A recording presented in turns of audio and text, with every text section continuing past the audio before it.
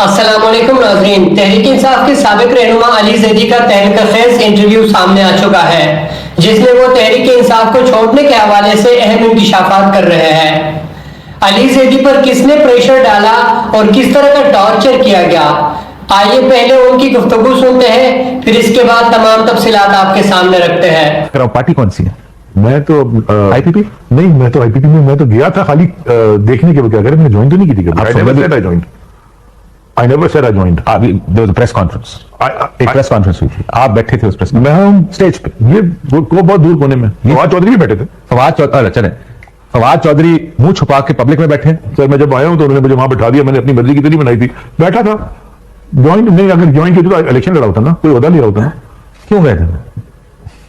बहुत वजूहत। कराची से जहाज में बैठे, फवाद चौधरी पब्लिक में बैठ के मुंह छुपा रहा है, अली जैदी स्टेज पे बैठा है, इमरान पाकिस्तान है, बहुत सारी चीजें आपको करनी पड़ती हैं।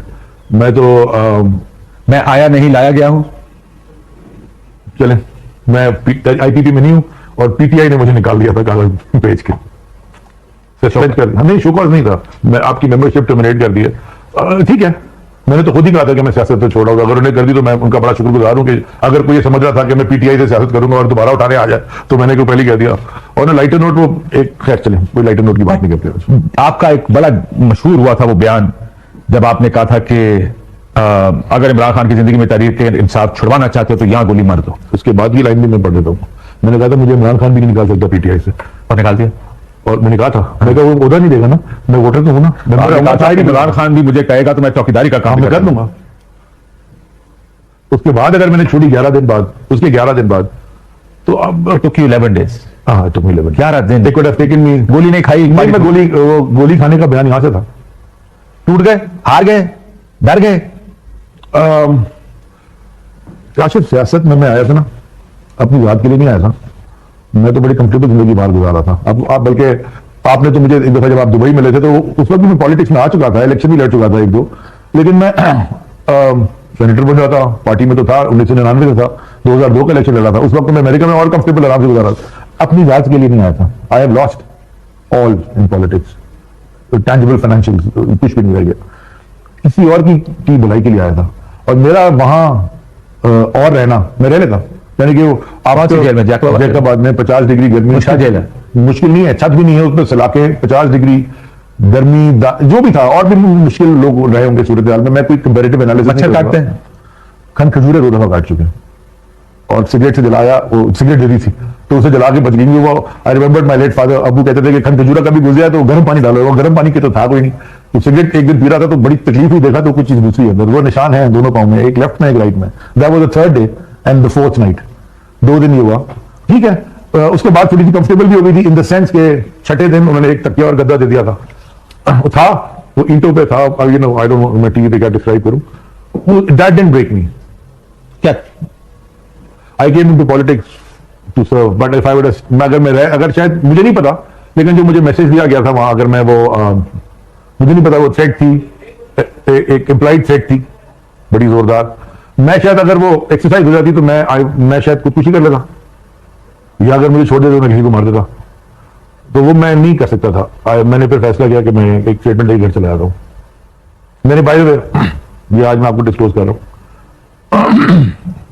बड़ी मुश्किल से खान साहब को पैगाम पहुंचवाया था वहां से, और उनका जो पैगाम मुझे वापस आया था, उन्होंने कहा था बयान देकर घर चले जाओ। तो आपने खान साहब को कहने पूछा?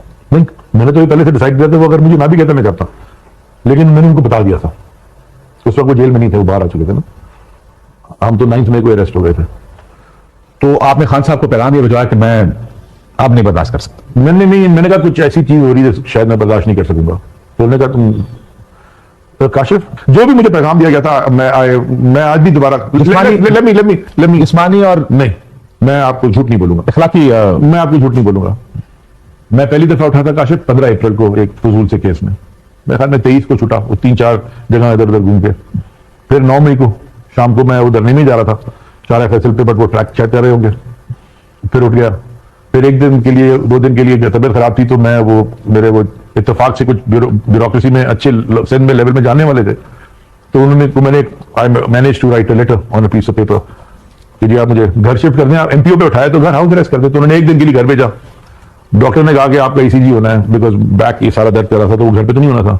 तो वो उधर गया तो प्रेस सारी थी, प्रेस कॉन्फ्रेंस करनी थी और पार्टी छोड़ने की प्रेस कॉन्फ्रेंस हो रही थी। अभी उससे मुझसे उस वक्त तक किसी की हुई नहीं थी, तो मैंने भी कहा मैं नहीं छोड़ूंगा। 9th में को करने मैंने किया था, मैं आज भी करता हूँ, मैं अभी भी कह रहा हूँ, खान साहब ने भी कहा, हर एक कह रहा है। तो उसके बाद जब ये एक अच्छा, उससे पहले जब मैं before I got to the press to Ziauddin hospital, already TV पे शुरू होना हो गया कि जी वो अली ज़ैदी छोड़ा है। मैंने तो किसी को कहा ही नहीं कि मैं छोड़ रहा हूँ।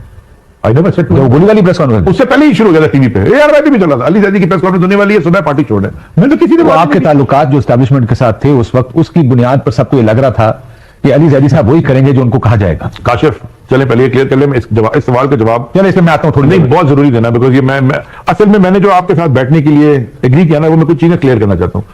मैं अभी प्रैक्टिकल पॉलिटिक्स में मेरा कोई इरादा नहीं आने का, मैं फाइनेंशियली अफोर्ड नहीं कर सकता। आई बी वेरी ऑनेस्ट, इसमें कोई डकी पैसा खत्म होगा नहीं। मैं 2.5 लाख रुपए की नौकरी में तो जिंदगी नहीं गुजर सकती ना, मेरे वजीर को और क्या मिलता है। लेकिन मैंने कभी भी ये नहीं कहा कि मैं पॉलिटिक्स छोड़ूंगा। मैं इस जमात को, मैं फाउंडिंग मेंबर नहीं हूं, लेकिन मेरा बड़ा अरसा गुजरा है 99 से, और फिर 2002 से फुली एक्टिव पाकिस्तान में, पाकिस्तान से इमरान खान साहब आपको क्या कहते होते थे, तो याद है? बंद बात चीज बर्गर। अच्छा, चीज बर्गर कहते थे ना, भिखारी बर्गर कहते थे। So you were the burger of the party. कभी कभी कैबिनेट में भी कह देते थे, क्या फर्क पड़ता है, वो उनके उन्होंने I'm saying that this is how old you, but नहीं, बाकी सबके नाम उन्होंने रखे। मतलब उनकी कोई पार्टी का ऐसा मेंबर नहीं हो रहा जिसका खान ने कोई पेट नहीं मारा लगा, मेरा ज्यादा चल गया, क्योंकि मेरे कॉलीग भी मुझे कहना शुरू हो गए, और आप जैसे दोस्त टीवी पे आके भी शुरू हो गए। जी नाज़रीन, आपने अली ज़ैदी की गुफ्तगू सुनी। वो कहते हैं ना कि कुछ तो मजबूरियां रही होंगी, यूं कोई बेवफा नहीं होता। ये शेर अली ज़ैदी की हालात की भरपूर तर्जुमानी कर रहा है। अली ज़ैदी समेत तहरीक इंसाफ के बहुत से रहनुमाओं को थ्रेट्स, टॉर्चर और मुख्तलिफ किस्म के दबाव डालकर पार्टी के खिलाफ बयान दिए गए। अली ज़ैदी खुद कह रहे हैं कि मुझे थ्रेट्स कॉल्स आ रहे थे, इसलिए मैंने मुनासिब समझा कि मैं इमरान खान को इस सूरत हाल से आगाह करूं। जब मैंने इमरान खान को इस सूरत हाल से आगाह किया तो उन्होंने पार्टी से अलग होने को कहा, इसलिए मैंने पार्टी के खिलाफ कोई बयान दिए बगैर सियासत को ही खैर बात कह दिया।